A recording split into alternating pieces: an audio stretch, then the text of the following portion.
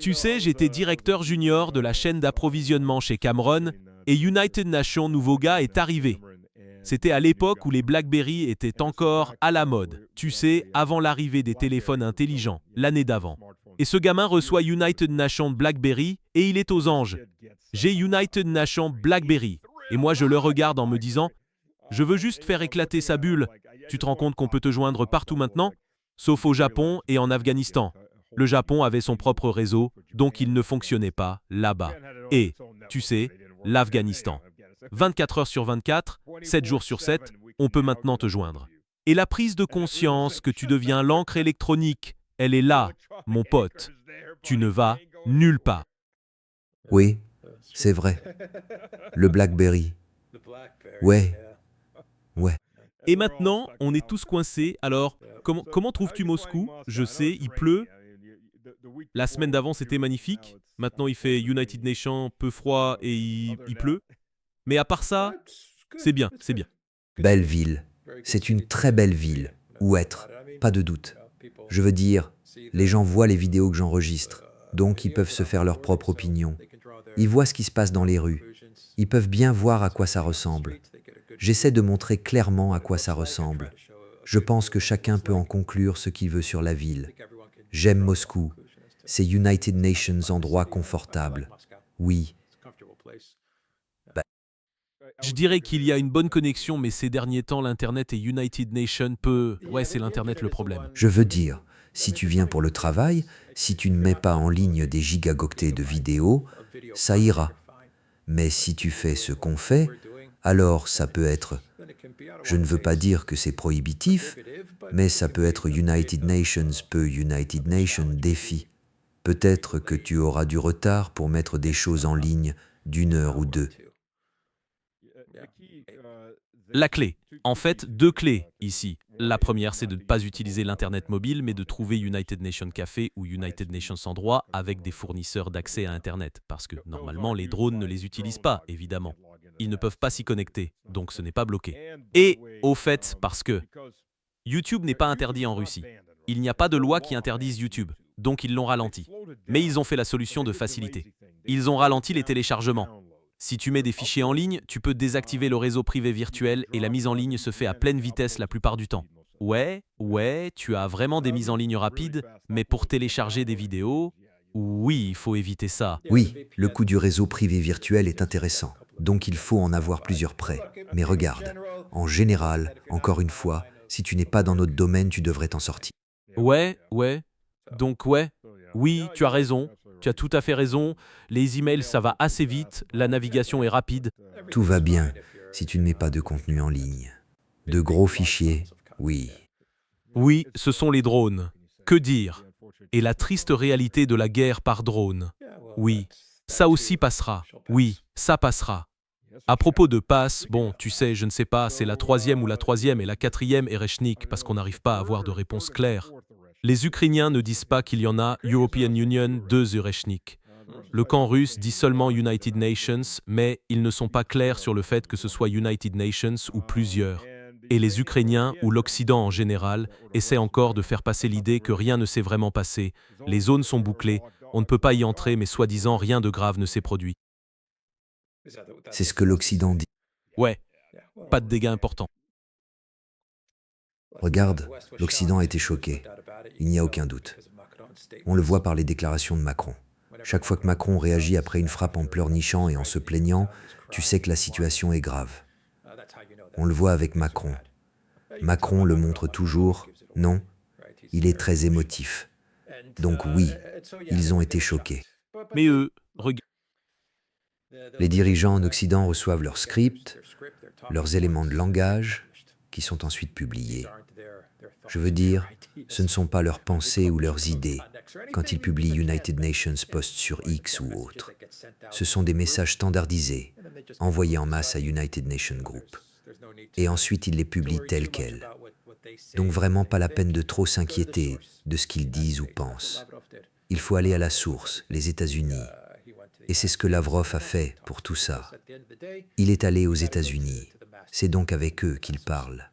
Parce qu'au final, il faut s'adresser aux maîtres, pas aux vassaux. Ils ne prennent aucune décision. Tout vient des États-Unis, sur tous les sujets. D'accord. L'Europe est mise en avant et elle a volontiers accepté ce rôle. Mais Lavrov parle à Rubio. Il ne perd pas son temps avec qui que ce soit d'autre. Alors penses-tu que lorsque Lavrov fin, quand Macron est intervenu en se plaignant et qu'il a appelé Baïchka Loukachenko pour la première fois depuis 2022, ouais, et en proférant, tu sais, des menaces du genre « n'osez pas mettre United Nations russe en Biélorussie alors qu'ils y sont déjà ».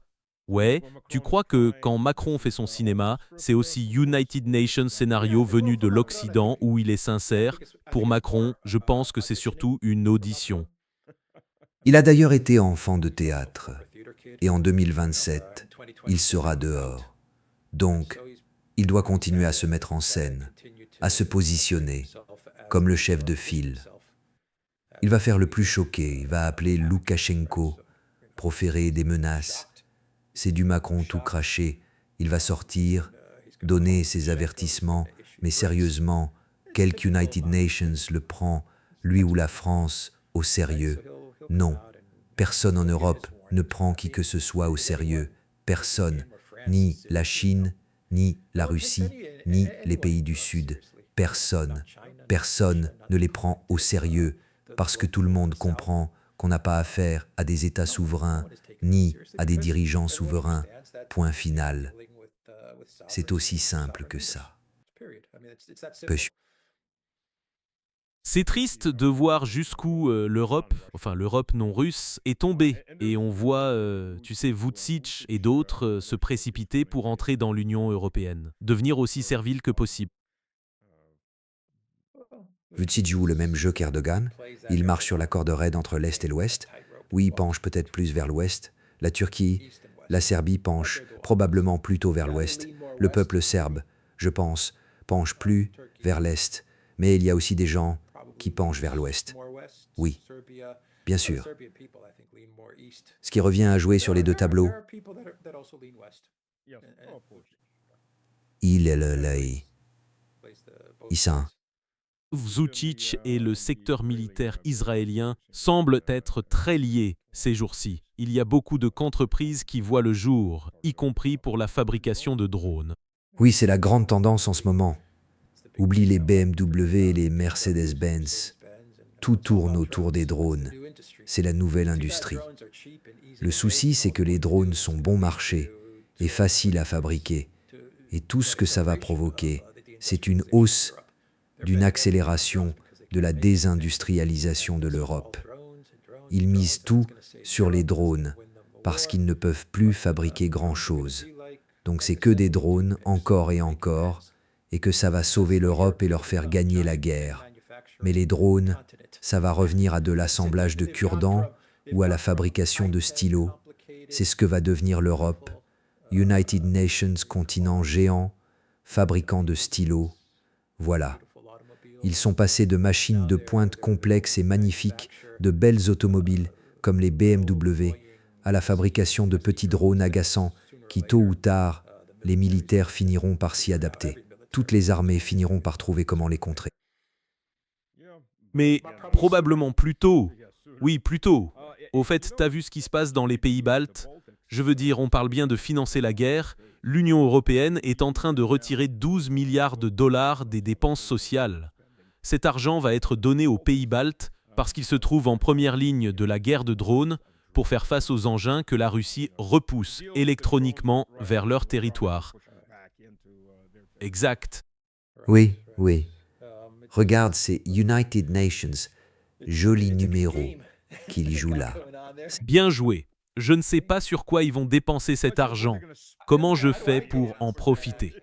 Comment je peux profiter de tout ça? Tu sais, si c'était les Israéliens, tu pourrais faire chaque publication pour 7000 dollars, sauf qu'ils n'ont jamais payé personne, il y a des poursuites collectives pour ça. Les jeunes branchés d'Europe parlent de 7000 $ au mec sérieux. Si Bédégor pour quelle Unity Nations comme Zelensky. Même pas de monnaie de poche, juste les peluches qu'on trouve en Unity.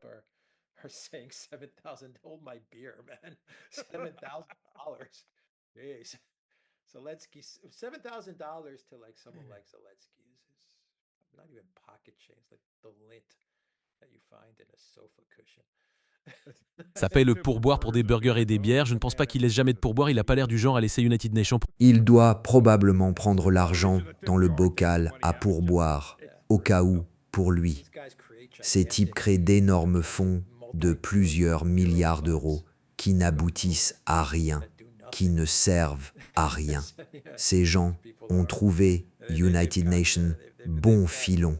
C'est pour ça qu'ils ne veulent pas lâcher.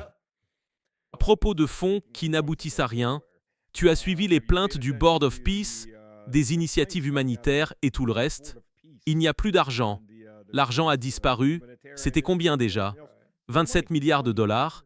Chacun devait mettre United Nations, milliards.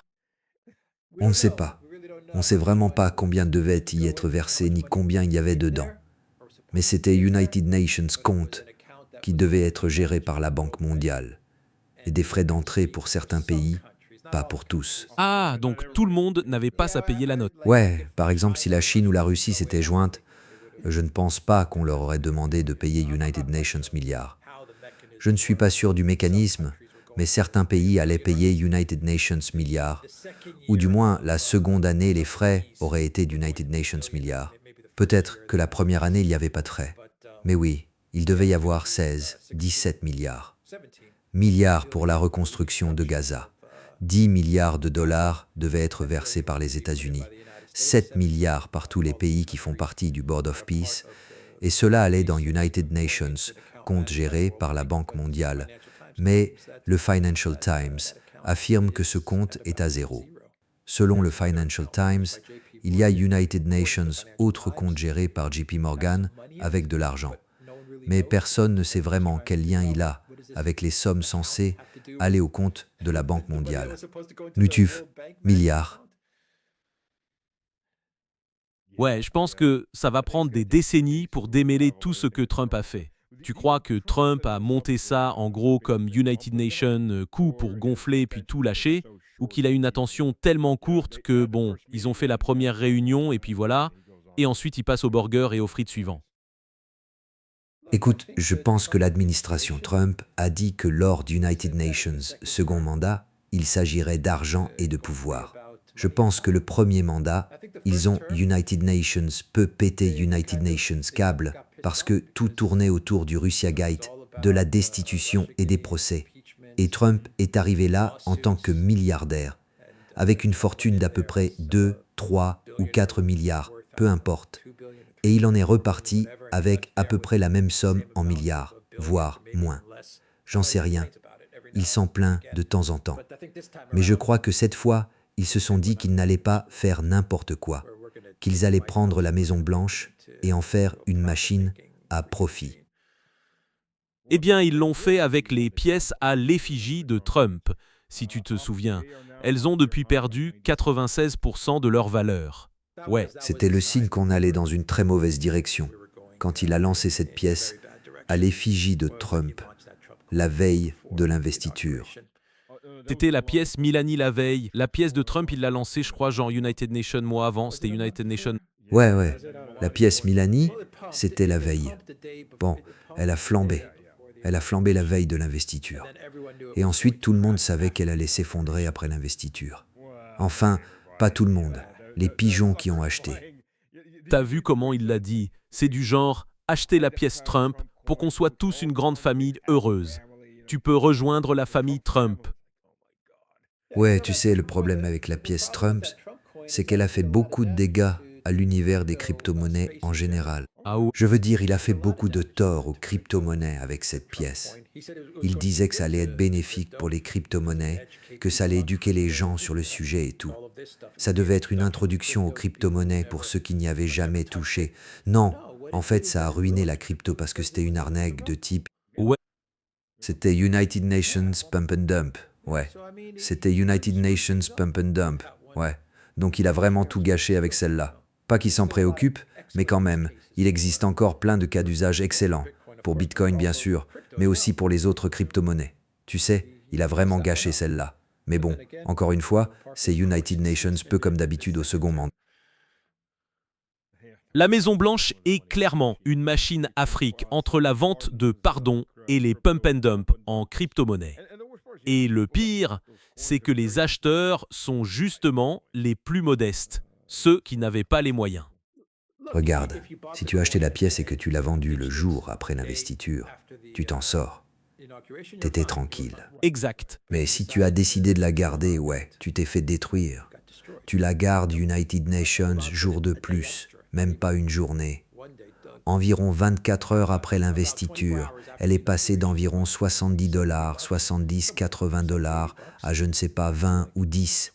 Je veux dire, maintenant elle est à quoi, $4 ou quelque chose comme ça. Ouais, quelque chose comme 3 dollars. Comme j'ai dit, 96% de moins par rapport au pic. C'est vraiment mauvais. Mais bon, sur le côté positif, les téléphones Trump, on dirait qu'ils vont vraiment être livrés. Ils ne vont plus être fabriqués aux États-Unis, ce qu'ils n'ont d'ailleurs jamais été. Ils sont maintenant assemblés aux États-Unis. Tu auras l'impression d'United Nations truc bâclé. Boîte, téléphone, on assemble vite fait et voilà. C'est United Nations téléphone de très mauvaise qualité. Pourquoi il perd son temps avec ces trucs? Donc pourquoi ils perdent leur temps avec ces trucs? Il a 3 guerres en cours et une troisième qui pourrait se déclencher. Et il perd son temps avec des téléphones. Donc, en parlant d'une de ces guerres, celle qui est censée être en cessez-le-feu, plus ou moins, avec des actions militaires limitées presque quotidiennement, t'as vu les nouvelles exigences de Trump pour la paix avec l'Iran? Les accords d'Abraham, Qu'est-ce que ça vient faire là-dedans, à ce stade? Oui, les accords d'Abraham. Pour ceux qui n'ont pas suivi, Trump a dit que la seule façon d'avoir la paix avec l'Iran, c'est que tous les États arabes signent les accords d'Abraham et normalisent leurs relations avec Israël. Donc on va avoir la paix avec l'Iran. regarde, il essaye de mettre les choses en place pour pouvoir présenter n'importe quel accord comme une victoire, quelles que soient les concessions qu'il fera, et il va devoir faire des concessions énormes. Ça va être bien pire que l'accord sur le nucléaire iranien. Donc, tu sais, il faut maquiller le truc, appeler ça les accords d'Abraham, et il pourra dire « Obama a négocié le pire accord de toute l'histoire avec l'accord sur le nucléaire iranien. Et ce que moi j'ai obtenu, ce que j'ai négocié, c'est l'ouverture du détroit d'Ormuz et United Nations, accord pour que le Moyen-Orient rejoigne les accords d'Abraham. Peut-être que même l'Iran rejoindra les accords d'Abraham. C'est comme ça qu'il doit le présenter. C'est sa dernière carte pour prétendre avoir négocié United Nations, super accord. C'est ce qu'il nous reste, les accords d'Abraham. Voilà, c'est pour ça qu'il balance ça maintenant. Eh bien, pour l'Américain moyen, qui s'en fiche des accords d'Abraham? L'Américain moyen veut que le prix de l'essence baisse, que l'inflation diminue en général, que la nourriture soit moins chère. C'est ça qui les intéresse. Ils se fichent que ces pays arabes reconnaissent ou pas Israël. Il peut dire paix au Moyen-Orient. Accord d'Abraham, il dira, j'ai amené la paix au Moyen-Orient. Maintenant, je veux United Nations prix Nobel de la paix. Et il peut s'en servir. Je ne dis pas qu'il y a la paix au Moyen-Orient. Je dis juste que c'est ce qu'il va raconter, non? Et il peut retenter sa chance pour le prix Nobel de la paix. Il peut revenir là-dessus, et le fiasco peut alors être oublié, rangé sous le tapis, du moins pour le citoyen lambda. Les gens essaient juste de continuer leur vie. On peut parler d'une nouvelle baisse du prix de l'essence. Le détroit d'Ormuz sera rouvert. Il sera géré par l'Iran et Sindelman. Ils vont y appliquer une taxe de protection environnementale. Mais personne ne s'en souciera. Personne ne connaîtra les détails. Et c'est comme ça qu'il peut le présenter. Mais il a besoin de quelque chose. Il lui faut quelque chose de juteux, à greffer sur l'accord sur le nucléaire iranien. Empire. Ce n'est même pas United Nations Plus. C'est comme l'accord sur le nucléaire iranien au carré, non? Parce qu'avec le fiasco d'Ormuz et l'enrichissement d'uranium, l'Iran obtiendra ce qu'il veut. Les avoirs gelés seront libérés. Et ça va vraiment mal passer, vu qu'il n'arrête pas de râler en disant qu'Obama a donné de l'argent aux mollahs. C'est ce qu'il répète tout le temps, non? Anati, Obama a donné de l'argent aux mollahs. Ils aiment le dire. Quand il devra rendre 20 ou 24 milliards à l'Iran, C'est pour ça qu'il a besoin d'United Nations truc juteux. Et les accords d'Abraham, la paix au Moyen-Orient, ça sonne bien, non? Je ne dis pas qu'il y a la paix au Moyen-Orient. J'aimerais bien. Ce serait génial. Tu sais, ce n'est pas ce que ces accords offrent. Mais enfin, avec Trump, tout n'est que marketing et narration.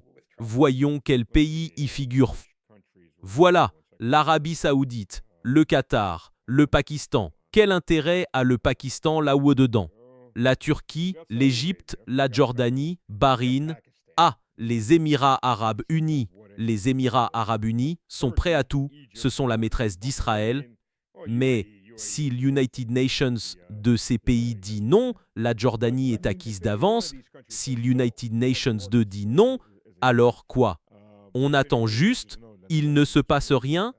Simulé. Ça concerne Trump. Pour Trump, c'est la façon de sortir de là en présentant ça comme une victoire. Il doit présenter cette capitulation de manière à faire croire qu'il a négocié United Nations, meilleur accord qu'Obama avec le plan d'action global conjoint. Donc il a besoin de quelque chose d'extraordinaire, qui sonne vraiment bien, qui semble prometteur, qui pourrait le remettre à parler des prix Nobel de la paix, qui permettrait de changer complètement la narration. Il a besoin de ce quelque chose.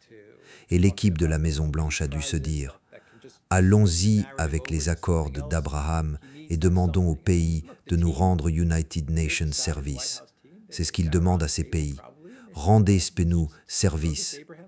Rendez-nous service et signez simplement les accords d'Abraham. On ne veut pas signer les accords d'Abraham. Alors, faites-la, Léon, et arrêtez de vous plaindre. On a besoin de ça. Et ensuite, on reviendra à la normale et on cédera le détroit d'Ormuz à l'Iran. On leur rendra 20 milliards de dollars d'avoir gelé ou autre. Et ça pourra être bouclé. C'est essentiellement ce que l'administration Trump dit à ses... Il faut reconnaître, il faut aussi donner du crédit à l'Iran. Je veux dire, ce sont des maîtres du marketing. On l'a vu avec les vidéos Lego. Je veux dire, venant de Russie, vous savez, les Américains savent vendre. Les Iraniens savent aussi très bien vendre. Les Russes, eux, ne savent pas vendre. Nous savons faire de grandes choses. On ne sait juste pas comment les vendre. Non, les Russes sont bons pour la créativité et le marketing. Ils sont très bons. Quand vous venez à Moscou, vous comprenez à quel point ils sont bons. Écoutez, je vais formuler quelques critiques envers l'administration Poutine, sans aucun doute. Ce sont eux qui ont abandonné l'espace informationnel sans combattre. Ce sont ceux qui ne croient pas qu'ils peuvent lutter dans l'espace informationnel.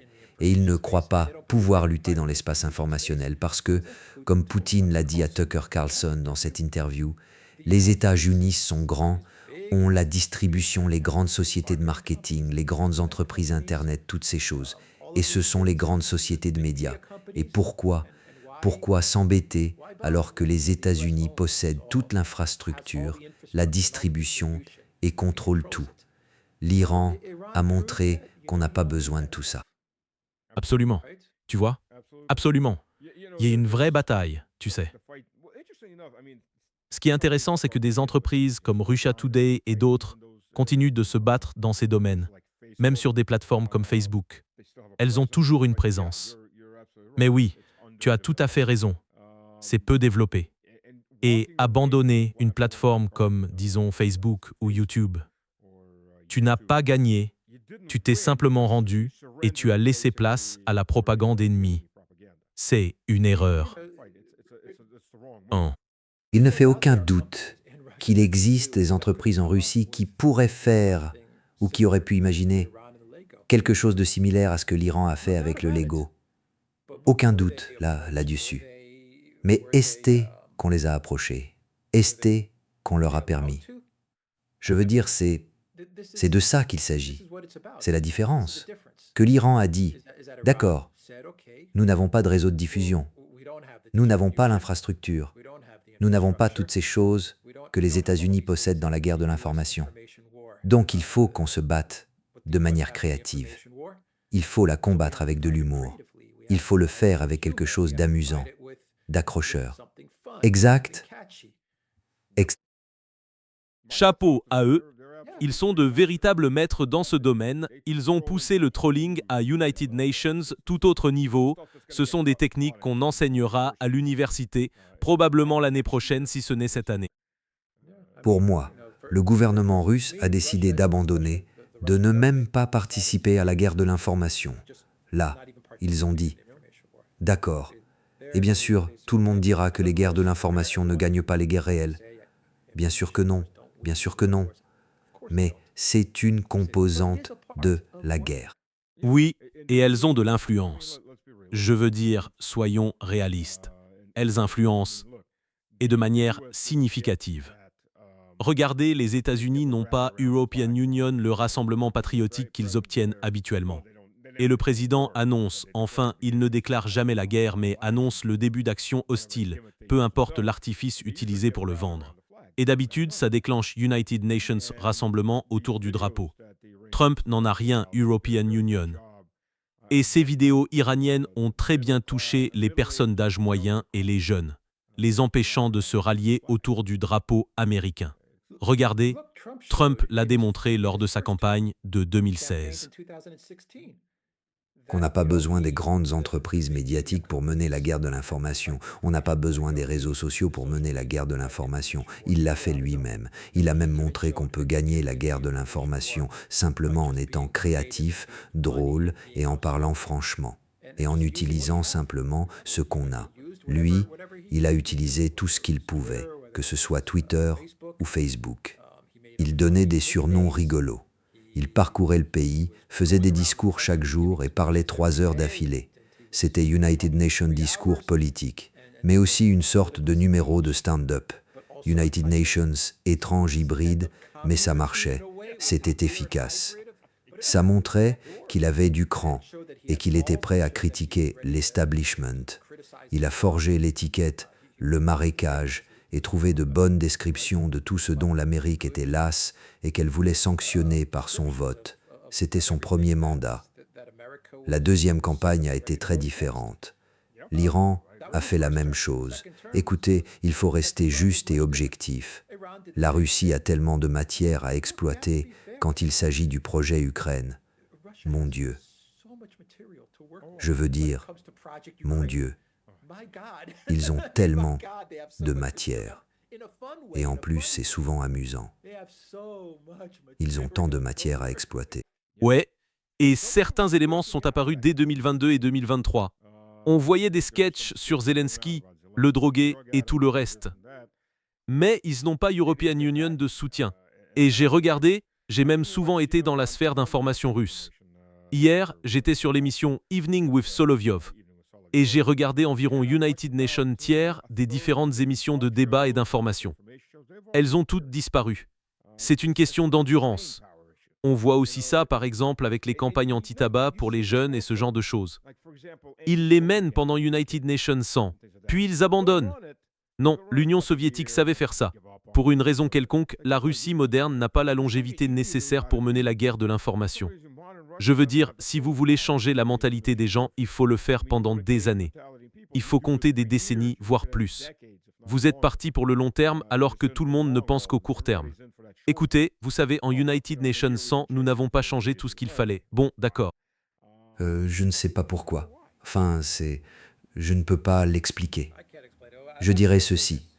Ce n'est pas parce que, vous savez, les Russes ne seraient pas créatifs, qu'ils ne pourraient pas le faire. Non, c'est United Nations pays, très très créatif, extrêmement créatif. Il suffit de marcher dans la rue pour comprendre à quel point ils sont créatifs, entreprenants, doués en design, en conception d'idées et en marketing. Eh bien, j'ai travaillé dans l'industrie lourde, et les grandes entreprises ne font pas très bien le marketing. Elles s'améliorent. Je leur reconnais ça, mais elles ne maîtrisent pas bien le marketing. Et je pense que c'est la même chose pour la sphère supérieure, les grandes corporations, les grosses industries, le gouvernement, ils ne comprennent pas l'importance du marketing. Les structures plus petites, oui, elles doivent être agiles pour survivre. Elles viennent United Nations, milieux différents, mais les gros acteurs, beaucoup d'entre eux gardent encore cette mentalité soviétique. Si vous êtes le seul fabricant United Nations produit dans le pays, tout le monde vient chez vous, tu n'as pas besoin d'aller voir qui que ce soit. Mais ça ne marche pas comme ça. Je me suis heurté à ça. J'aidais United Nations amis à trouver de nouveaux clients pour ses vannes de gaz naturel liquéfié. On regardait la Finlande. Et il me dit « Travaille avec mon directeur marketing ». Je connaissais Sergei. Et lui avait l'attitude « Bon, pourquoi tu ne viendrais pas simplement ? Ils peuvent venir visiter nos usines. » Ça ne marche pas comme ça. C'est toi qui vas chez le client. Le client ne vient pas te voir. Il viendra te voir plus tard. Et je lui ai littéralement dû l'expliquer comme ça. Regarde, tu es United Nations, mec. Tu vois une fille qui te plaît. Tu ne l'appelles pas pour lui dire « Viens chez moi ». Tu apportes des fleurs, tu vas chez elle, tu lui expliques que tu es United Nations si bien et tout ce que tu peux lui apporter.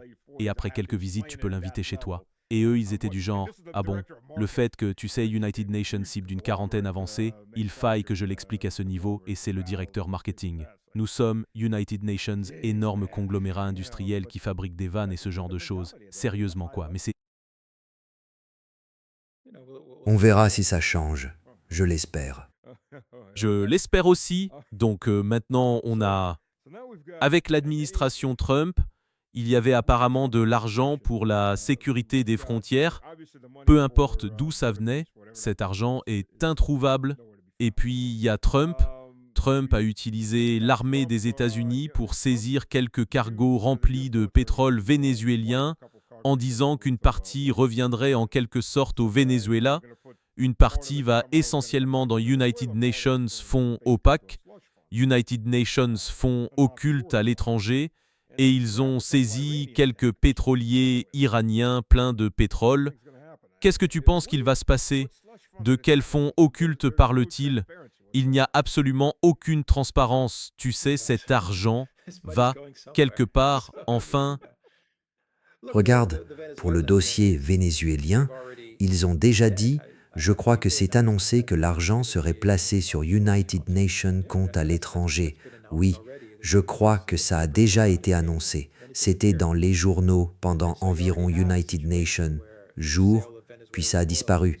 Et donc tu as déjà une situation où la vente du pétrole vénézuélien va, je crois, aux Émirats arabes unis, où le compte se trouverait, je peux me tromper, mais si je me souviens bien, c'était United Nations compte qui devait être créé en dehors des États-Unis.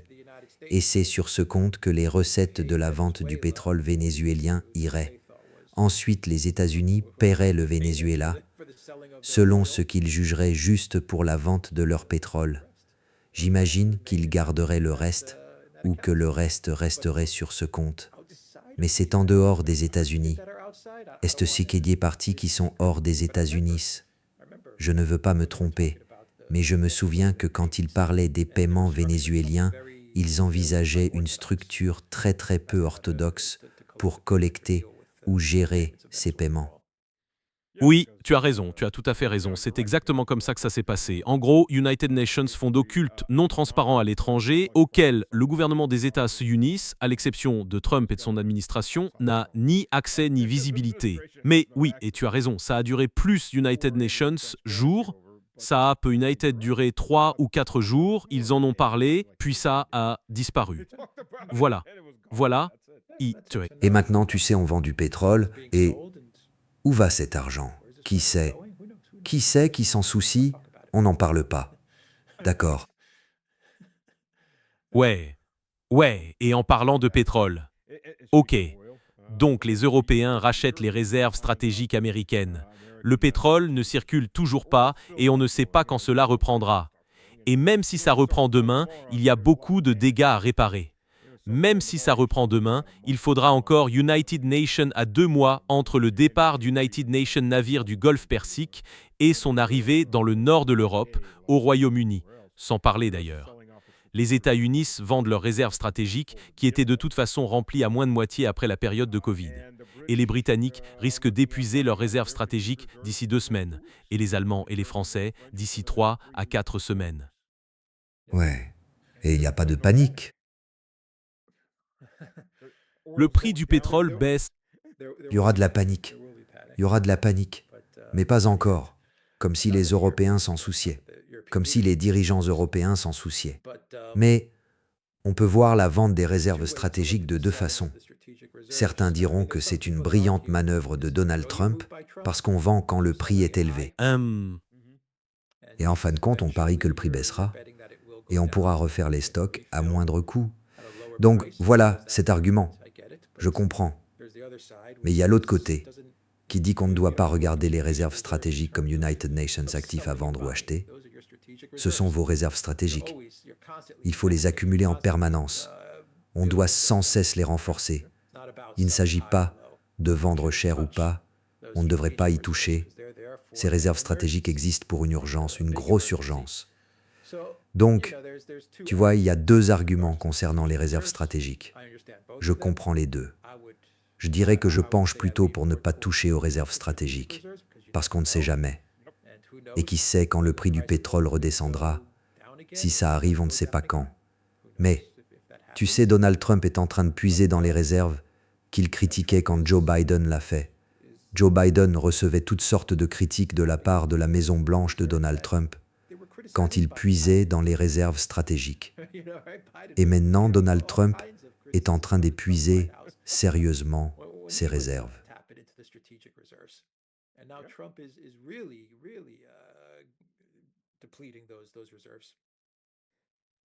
Qu'est-ce que tu penses qu'il va se passer côté européen? Parce que tôt ou tard, ces choses vont s'épuiser. Les réserves sont limitées. On ne sait pas quand. Même si tout s'ouvrait demain, le premier pétrolier qui pourrait arriver au Royaume-Uni mettrait encore United Nations mois et demi, surtout si la mer Rouge est fermée. Si les Houthis ferment la mer Rouge, et ils n'ont aucune raison de ne pas le faire, compte tenu de ce qu'Israël fait, jusqu'aux Palestiniens et aux Libanais. Quoi qu'il arrive, c'est United Nations choc. Le Royaume-Uni sera le premier à manquer de pétrole, suivi par les autres pays d'Europe de l'Ouest. Les prix, qui sont bas, vont flamber. Qu'est-ce que tu penses qu'il va se passer sur le plan intérieur, surtout avec ces politiciens qui se contentent d'attendre que ça passe? Rien.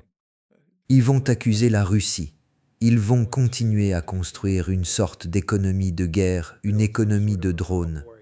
Ce n'est même pas une économie de guerre, c'est une économie de drones qu'ils essayent de mettre en place. Et pour les dirigeants, United Nations partira. Il sera remplacé par United Nations, autre tout aussi mauvais. Et c'est comme ça que ça va se passer en Europe. L'Europe a encore du chemin avant d'atteindre le fond. Vraiment, il reste du temps avant que ça ne touche le fond. Et tant que ça n'a pas touché le fond, rien ne changera. Il n'y aura pas de manifestation. Personne ne descendra dans la rue. Et quand les gens descendent dans la rue, ils répriment ces manifestations et les font disparaître assez vite. Macron est devenu très doué pour ça.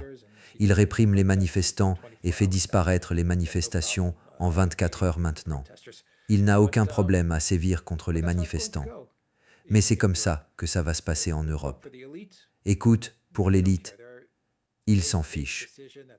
Ils ont décidé de faire peser tout le fardeau sur le peuple, entièrement. S'il faut toucher aux retraites, ils toucheront aux retraites. S'il faut puiser dans le budget de la santé, dans l'éducation, peu importe, ils puiseront dedans. Ils prendront ce qu'il faudra. Ils feront tout pour maintenir le récit de guerre, le récit guerrier, autour du projet Ukraine. Alors, le fond du gouffre, à quoi ça ressemblerait pour les Européens, à ce stade? Je sais que ce sera différent selon les pays, mais qu'est-ce qu'il faudrait pour qu'on dise « D'accord, on a touché le fond, il faudrait vraiment agir à ce moment-là ». La Grèce, 2009-2010. Des taux d'intérêt de 3.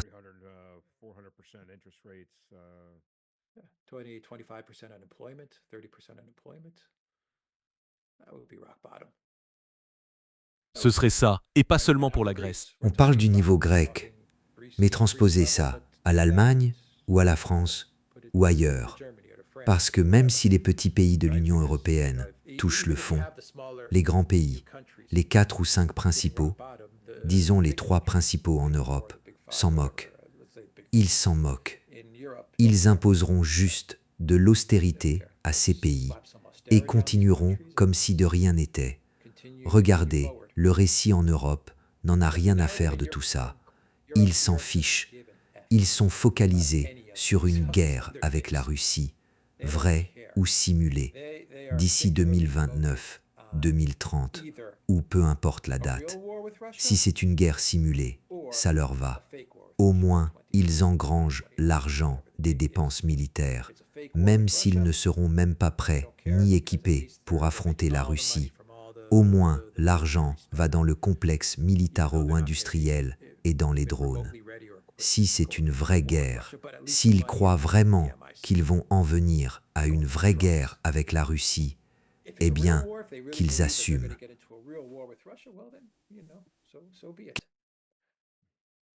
Et si, bon, je m'aventure, United Nations peut, moi je le ferai, mais je ne sais pas si le Kremlin le fera. La Lettonie, officiellement, enfin pas officiellement, mais selon les renseignements militaires russes, céderait 5 bases pour que les Ukrainiens lancent directement des drones depuis la Lettonie. Disons que la Russie décide enfin de passer aux choses sérieuses et détruit ces bases. Donc, oui, c'est une frappe contre la Lettonie, c'est United Nations pays de l'Union européenne, c'est United Nations pays de l'Organisation du traité de l'Atlantique Nord, exact, c'est United Nations pays qui participe à United Nations conflit. Mais bien sûr, on ne le présentera pas de cette façon, personne n'osera le présenter comme ça. Que pensez-vous que sera la réaction si, disons, ça se produit en Europe le mois prochain? Écoutez, je ne pense pas que la réaction en Europe compte. Pas du tout. Même si les Européens déclaraient la guerre à la Russie. Disons, Dieu nous en préserve, que tout cela se déroule comme ça. Mais admettons que cela arrive, ça n'a pas d'importance. Sans les États-Unis, c'est insignifiant. Sans les États-Unis, tout cela n'a aucun sens. Donc pour moi, la question est, que vont faire les États-Unis? Et je ne pense pas que les États-Unis feront quoi que ce soit. Pas pour l'instant. Je ne pense pas qu'ils puissent faire quoi que ce soit. Même s'ils le voulaient, je doute qu'ils en aient la capacité. Je veux dire, ils sont à court de ressources. Les États-Unis ont été vaincus par l'Iran.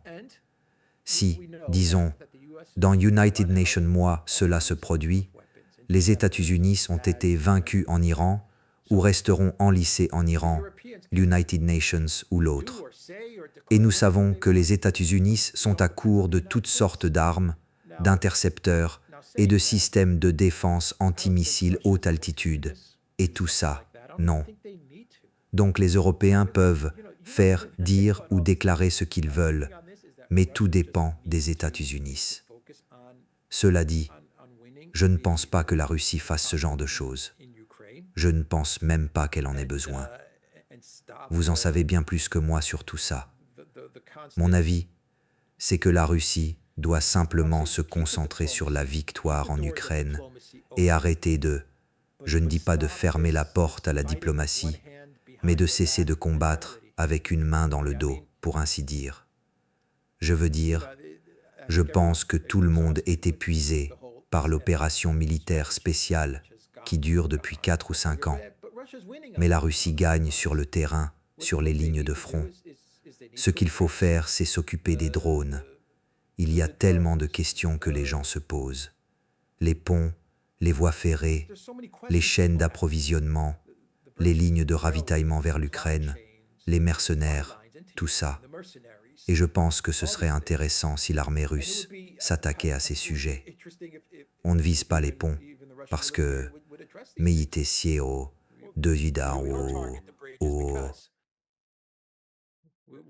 L'armée a voulu le faire. Je le sais, c'est United Nations fait. Je sais que des gens en ont parlé, moi-même en tant qu'officier. Vous savez, on vous apprend, la première chose qu'on vous enseigne sur la guerre au-delà du niveau compagnie ou bataillon, vous savez. Vous savez, j'étais dans la section opération appelée G3 du 18e corps aéroporté. Il y a 4 divisions, donc on regarde la vue d'ensemble. La première chose, c'est la logistique. Il ne s'agit pas d'écraser l'ennemi sur le champ de bataille, c'est de les vaincre par la logistique. Donc ces ponts auraient dû, vous savez, être détruits dès la seconde moitié de 2022. Mon argument, je ne dis pas qu'ils auraient dû... Enfin, je ne veux pas. Je n'approuve pas et je ne dis pas « frappez ceci ou frappez cela, faites ci ou faites ça ». Je pense que mon propos est en fait encore plus simple. Pour prendre du recul, je crois qu'à l'heure actuelle, peut m'être qu'il y a United Nations, où 2 ans, ce n'aurait pas été le cas, mais maintenant, puisqu'on en est à 4 ou 5 ans, Il serait utile d'expliquer pourquoi le Kremlin a mené la guerre de cette manière. Est-ce parce que la Chine a dit au Kremlin « Ne le faites pas, nous ne voulons pas d'instabilité, c'est possible ». Je crois que la Chine a dit cela à Vladimir Poutine jusqu'à la dernière réunion. Je crois que la Chine freinait la Russie, j'en suis vraiment convaincu, et je crois que lors de cette réunion à Pékin, la Chine a enfin dit « Vous êtes libre maintenant, allez gagner cette guerre, je connais certaines raisons, mais je ne peux pas les exprimer. » Oui, mais je dis qu'il peut y avoir beaucoup de raisons. Il peut y en avoir beaucoup. Je ne dis pas qu'ils doivent les énoncer précisément, mais ce serait intéressant. Il y a l'argument, on veut que l'armée ennemie vienne à nous, pas que nous allions vers elle. On veut garder les voies ferrées, les ponts et tout intact, parce que c'est comme ça qu'on fera notre avancée, ou je ne sais quoi. Il y a toutes sortes d'analyses intéressantes. Mais comme on en est à 4 ou 5 ans, peut-être qu'il est temps de commencer à expliquer aux citoyens pourquoi ils ont procédé ainsi, surtout maintenant. Et je dis ça parce que maintenant on dit qu'il va y avoir United Nations tournant dans le conflit. Donc si on va assister, si la Russie change sa manière d'aborder le conflit, il serait bon de comprendre les raisons et les succès que cette approche a obtenus.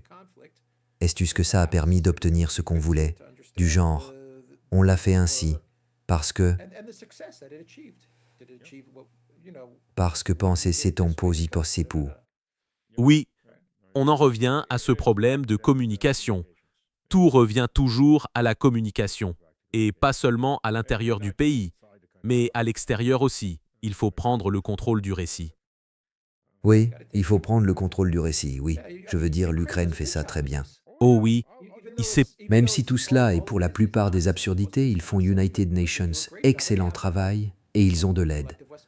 Ils sont aidés par les médias occidentaux et par l'ensemble des réseaux sociaux occidentaux. Donc ils ont cette aide. Non, aucun doute là ci-dessus. Mais, vous savez, ils publient ces récits fantastiques et invraisemblables. Oui, et ils les inventent et les tournent à leur avantage. Et ça marche. Ça leur apporte de l'argent et des armes. Je suis d'accord. Je suis d'accord. Absolument. Je suis d'accord. C'est là que la guerre de l'information fonctionne. Pour des pays comme la Grèce ou la Bulgarie, si toute votre population est contre l'envoi d'argent, les gouvernements ont tendance à être plus réceptifs parce qu'ils partent déjà d'une position faible. Oui, plutôt que les gens se disent « ils gagnent, pourquoi ne pas les soutenir ?» Tu as tout à fait raison. Regarde le récit autour des drones. Bon, les drones ont été une vraie plaie pour la Russie. Mais si on prend du recul et qu'on regarde toutes les frappes de drones venues de l'Occident collectif, de l'Ukraine vers la Russie, elles franchissent une ligne rouge parce qu'elles touchent des territoires russes reconnus internationalement. Je veux dire, c'est vraiment United Nations, franchissement d'une ligne rouge russe, à mon avis. Le récit sur les drones a été, je dirais, très difficile pour l'administration Poutine ces derniers mois, pour savoir comment y répondre. Mais si on prend du recul et qu'on regarde ce que la Russie a fait à Kiev en une journée, comparé-ça aux 2 mois de drones ukrainiens entrant en Russie, on ne peut pas comparer les deux. La Russie a fait plus de dégâts en une seule journée et a été plus efficace en une journée de frappe que l'Ukraine ne l'a été ces 3 derniers mois. Mais qu'est-ce que l'Ukraine a réussi? Elle a créé ce récit, l'idée que la tendance a tourné, tu vois, et tu as même des dirigeants européens qui y croient vraiment. Je ne dis pas que certains dirigeants européens le disent uniquement par posture, parce qu'ils n'y croient pas. Parfois, ils veulent vraiment le dire. Non, ils y croient vraiment, que la tendance a tourné. Il y a des médias qui croient vraiment que la tendance a tourné. Le Financial Times, le Télégraphe. Ces journalistes y croient vraiment, mais ils n'ont pas pris de recul pour se demander « D'accord, 3 mois, qu'est-ce que l'Ukraine a accompli avec tous ces drones? L'industrie pétrolière russe s'est-elle effondrée? Non. L'économie russe s'est-elle effondrée? Non. En fait, l'économie russe va afficher de très bons résultats prochainement. La société s'est-elle effondrée? Y a-t-il European Union, United Nations, changement de régime? Les exportations se sont-elles effondrées? Non. Rien de tout cela n'est arrivé. Des civils sont-ils morts? Oui. Des infrastructures ont-elles été endommagées? Oui. Mais d'après ce que je comprends, et toi tu en sais plus, les infrastructures endommagées sont rapidement réparées. Ah oui, ce sont les installations de stockage de pétrole. Oui, ils créent l'effet d'ensemble, le grand incendie. Oui, Mais ensuite, regarde ce que la Russie a fait en une journée. une journée. On ne peut pas comparer les deux. Mais Mais ensuite, comment on lance la vidéo? On ne sait même pas ce que c'était. On sait qu'il y a d'énormes dégâts, mais l'armée russe ne dit presque rien. Tu as raison. On voit Emmanuel Macron paniquer, des vols quittent l'Ukraine pour transporter des blessés vers des hôpitaux en Pologne. Tout le monde est sous le choc et le gouvernement russe ne dit rien. Pendant ce temps, l'Ukraine dit « United Nations drone », il touche United Nations dépôt et c'est fini, la Russie est vaincue, tout s'effondre, le cours a changé. United Nations drone qui frappe United Nations. Tu sais, c'est la même chose par exemple en Arménie. C'est United Nations exemple type. L'économie arménienne ne survit que grâce à la Russie. D'abord parce qu'elle dépend du pétrole, du gaz et de l'électricité russe. Ensuite, parce que ce sont des produits russes. Ils remplissent les rayons arméniens. Et enfin, parce que la Russie est le principal marché pour les produits manufacturés arméniens. Disons les produits agricoles, mais c'est leur marché principal. Et la Russie a versé beaucoup de subventions à l'Arménie au fil des années. Ils ne le disent pas, ils ne le mettent pas en avant du tout. Pendant ce temps, une ONG américaine arrive. Elle creuse United Nations puis, elle plante 1000 drapeaux. Regardez ce qu'on a fait, on a sauvé toute votre économie. Mais quand tu compares les deux, c'est « OK, eux ont fait United Nations petit projet à quelques millions de dollars. Nous, on vous a soutenu à hauteur de milliards pendant les 30 dernières années. Pourtant, tout cela est oublié. Les gens voient les drapeaux clinquants. Ah, les Américains vont nous sauver. On sera riche dès qu'on se détournera des Russes. » Et ça marche. Ça marche. Je suis allé à Erevan des dizaines de fois. Et toute l'économie de l'Arménie dépend de la Russie. On le voit. Il suffit de se promener dans les rues. Regarde les institutions financières. Regarde les banques. Regarde la langue que les gens parlent. Regarde les entreprises présentes. Regarde les cafés, les restaurants, les chaînes dont je parle. Et tu comprends. Regarde le tourisme. Et tu comprends que l'Arménie est très très dépendante de la Russie, bien davantage que des États-Unis ou de la France. Donc tu ne vois pratiquement aucune influence française ou américaine. Très peu. Très peu. Il suffit de faire le tour de la ville pour s'en rendre compte. Mais ça reste tacite. On n'en parle pas. Alors tu sais, je veux dire, regarde. La question des drones a été une des choses les plus difficiles auxquelles le Kremlin a dû faire face. Et bien sûr, il y a les victimes civiles, ces attaques horribles contre des civils, ce qui montre aussi que, à mesure qu'ils affirment que le tournant est venu, ils se sentent encouragés. Exact. Oui. Ils sont prêts à prendre plus de risques. C'est comme s'ils s'ivraient de leur propre arrogance, de leur propre succès. Donc je suis confiant que ce problème sera réglé, comme il l'a été à Koursk, lors de l'offensive d'été, lors des attaques contre des habitations, avec le système lance-roquettes, à haute mobilité et toutes les autres victoires que l'Ukraine aurait accomplies ces 4 dernières années et qui étaient complètement bidons. C'était du faux, du pur enfumage. Mais l'affaire des drones a probablement été la plus difficile.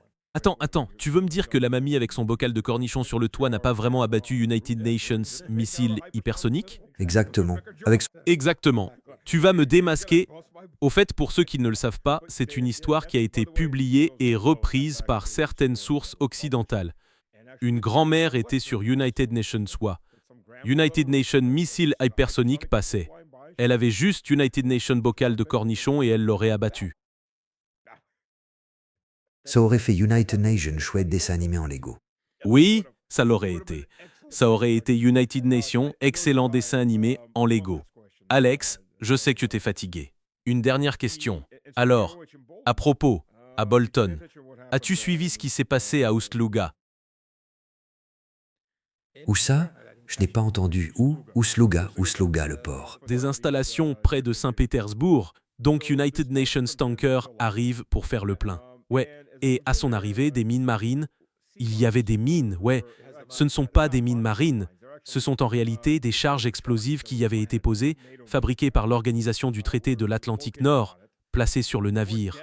Elles n'avaient pas encore été déclenchées parce qu'on attendait, je suppose, qu'il se remplisse, il était vide, puis déclenché pendant le remplissage pour créer une explosion plus grande. Et La seule chose que je peux dire, c'est qu'il s'est arrêté United Nations jour et demi à Anvers pour décharger son chargement précédent. Il attendait dans la file pendant United Nations jour et demi. Donc, je suppose que c'est probablement là que cela a été posé.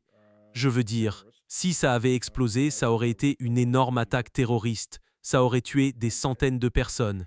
Et je veux dire, comment peut-on faire confiance à quoi que ce soit qui entre dans United Nations port européen maintenant? Peut-être que c'est le but, non? Peut-être que c'est le but. Je veux dire, nous sommes entrés dans une période de piraterie et de division. Je pense qu'on y est ou qu'on y arrive. Une division du monde. L'Europe sera isolée. L'Union européenne sera complètement isolée et c'est exactement ce qu'ils veulent. Les dirigeants à Bruxelles veulent exactement ça. Ériger United Nations rideau, bâtir United Nations mur et centraliser tout au profit de l'élite bruxelloise. C'est, d'une certaine façon, une Union soviétique. Le pire de l'Union soviétique s'occupait de la classe ouvrière, oui, mais ça ne semble pas être le cas ici. Enfin, je pense qu'on y est. Les États-Unis feront des allers-retours dans ce monde séparé, mais surtout, ils géreront leur royaume, qui inclura les Européens, et ensuite il y aura le reste du monde. Je pense que beaucoup de cela est délibéré. La piraterie, le placement de ces mines, pour qu'on puisse se dire, bon, comment peut-on faire confiance aux Européens? Eh bien non, on ne vous fait pas confiance. Alors ne faites pas de commerce avec nous. De toute façon, on ne veut pas de votre commerce. Nous ne voulons pas de votre pétrole. Ils leur disent, nous ne voulons pas de votre pétrole. On s'en fiche que vous nous donniez votre pétrole gratuitement. On n'en veut pas. Pendant ce temps, eh bien, vous savez, ils l'achètent quand même, mais ils prétendent que ça vient d'Inde ou d'ailleurs. Exact. Mais il finit entre des mains indiennes. Ainsi, les forces autocratiques deviennent les forces dominantes. Mais tu sais, toi et moi, on sait que c'est russe. Mais tu sais, le message qu'ils ont envoyé à tout le monde, c'est que nous en avons fini avec le pétrole russe. Nous en avons fini avec la Russie. Nous en avons fini avec les voyages en Russie. Nous en avons fini d'avoir affaire à la Russie. Maintenant, c'est la Chine. C'est la séparation qu'ils veulent imposer. Tout le monde a ri de l'Ukraine quand elle a fait ce renversement de flux. Le gaz russe allait en Slovaquie, puis il le rachetait via les gazoducs ukrainiens. Puis il rachète ce gaz depuis la Slovaquie vers l'Ukraine en disant que ce n'est plus du gaz russe. Et tout le monde en riait.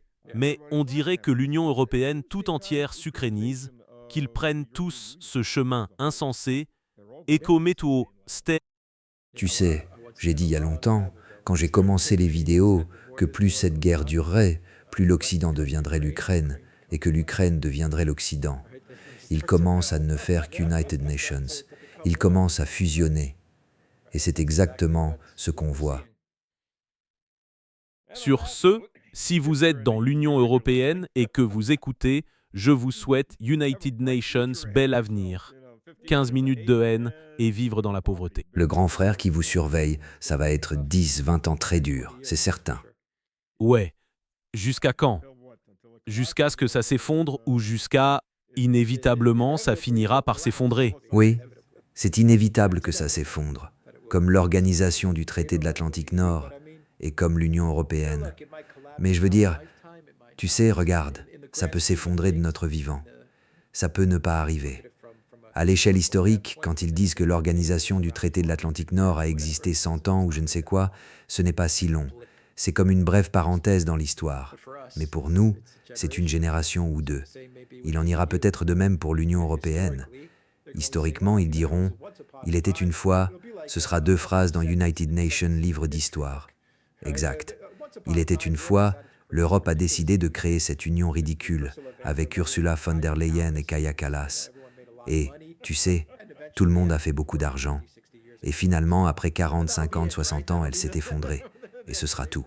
Exact, ce sera l'explication. Mais pour nous, il faut vivre tout ça. Je veux dire, ce n'est pas comme si ça allait durer 400 ou 500 ans, tu sais. Alors, tant que les murs ne sont pas encore en place, mesdames et messieurs européens non russes, faites vos valises et dégagez tant que vous le pouvez, parce que, et c'est quelque chose que j'ai évoqué chez Solovyov, on parlait, vous savez, d'United Nations, Bon, Kiev, on peut à peu près comprendre, mais toutes ces villes de l'ouest de l'Ukraine sont maintenant entourées de fils de fer Konstantinov. Vous voyez, d'ouvrages défensifs et de tranchées antiquares à grande échelle. Je veux dire des villes comme Odessa, par exemple. Regardez, l'armée russe n'est pas du tout proche. Je me dis, ce n'est pas pour l'armée russe, c'est pour retenir les Ukrainiens, pour les empêcher de s'enfuir à travers les champs à découvert. Il a dit que ça facilite beaucoup la mobilisation. C'est juste United Nations camp de concentration à petite échelle et United Nations camp de concentration pour tout United Nations pays. Ce sont des proies plus faciles. Oui, tout se rejoint. Tout se parler de guerre contre la Russie pourrait vouloir dire que l'Europe cherche la guerre avec la Russie. Mais ça pourrait aussi être juste une façon pour l'Europe de garder tout le monde à l'intérieur, de maintenir tout le monde coincé dans les murs de l'Union européenne. Que ça vous plaise ou non. Ouais, bon, Alex, merci. Merci d'être intervenu. Sur cette note joyeuse, nous allons continuer d'observer la folie qu'est Bruxelles. Les psychologues vont décortiquer ça, vous savez, pendant les quelques centaines d'années à venir. Probablement. Qu'est-ce que ces gens ont dans la tête? Bah oui.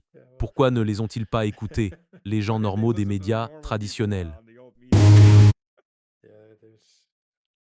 Oui, il reste de moins en moins de gens normaux dans les couloirs du pouvoir. C'est sûr. Pas de gens normaux. Du moins pas en Occident. Oui, c'est la vérité. Alex, merci. Détends-toi. On dirait que tu as bien besoin de te détendre. Il y a pas mal d'éclats, d'ailleurs. Très bien. Prends soin de toi, mec. À plus. Merci à tous. À plus.